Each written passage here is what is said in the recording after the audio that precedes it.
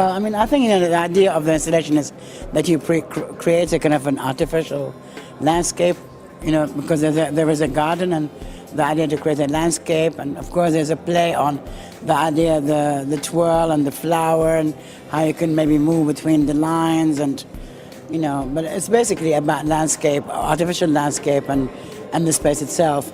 So the kind of the new modernist kind of landscape versus the historic background. We've always played with this idea of gradation.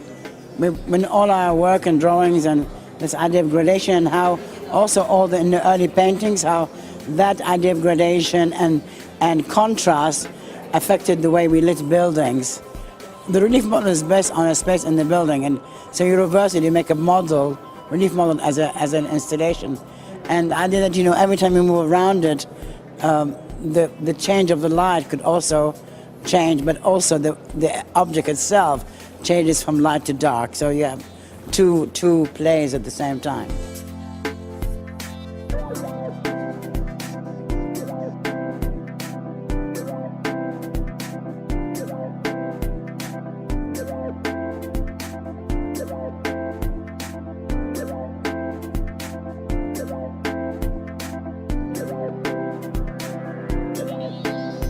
I think what is nice about installation and design is that it's testing out certain ideas on a larger scale.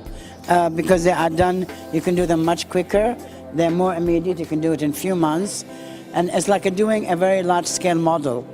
And so I think also testing out new materials or idea of materials which maybe were not used before for this kind of purpose, how to replace the idea of the tile with our idea of using of paper or plaster, and how that could be manipulated in other interiors. So basically maybe a test of how to shift from using a flat surface to a curved surface using the tiling system. But basically I think these are tests for ideas, or ideas which will happen in drawings or in a project. You test them out in installation within this context, because this is a kind of rare context, the